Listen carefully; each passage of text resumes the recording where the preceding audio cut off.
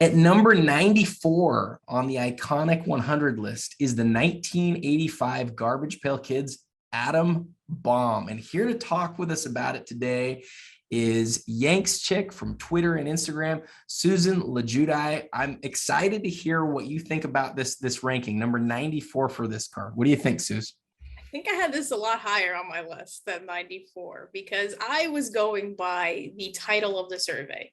Right. Most iconic cards. And from the 80s, I'll be honest, I don't know if there's a more iconic 80s card in any sport than the Atom Bomb Garbage Pail Kid card. Garbage Pail Kids itself, like you talk about like things these days going viral, like this was the viral moment of the 80s, right? These cards were banned from schools. Kids were getting in trouble with them. And Atom Bomb was the front and center of all of this.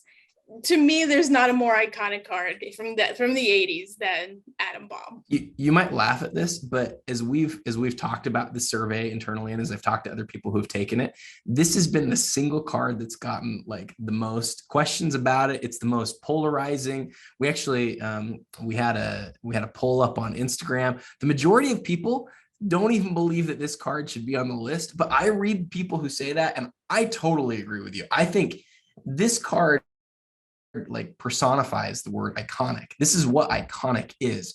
I don't know anything about Garbage Pail Kids. It's not my gig. I don't collect them, whatever. Everybody knows what Atom Bomb is though. Like it was the card. It is the card. It's been around for almost 40 years and it's still recognizable. It still represents a brand that takes people back. That is what iconic is. It might not be worth the most money, but that is what iconic means to me. No, and I agree with you because, like I said, I forget where I put it on my list, but it's definitely a lot higher than 97. And, I was fortunate enough to work for Topps. Topps is the company that produces Garbage Pail Kids. It's their IP, so they've been producing it since the 80s. And whenever it came to like creating a new Garbage Pail Kid product, Atom Bomb was always a part of it some way, whether it was like a new card, a new design of his, or using like the name, some kind of variation of it. Atom Bomb was always a part of it because how could Atom Bomb not be? And it's funny is it's because Garbage Pail Kids have an A and B variation. There's Atom Bomb and then I don't remember, right? And that's the problem. But everybody remembers Atom Bomb, not his twin, whatever his name was, but Atom Bomb. And like you said, everybody knows it. It's part of like it's ingrained in our culture, like Atom Bomb with the little son, his head exploding. And anytime like I use that emoji like on my phone or on social media, like I think of Atom Bomb automatically. And so it's just like it's part of the culture. And for me, that like says like that's iconic status. Yeah, I think, if you want to take it a step further, if you think about like the most iconic sets of all time, the 1952 Topps set is certainly one of the most iconic sets of all time.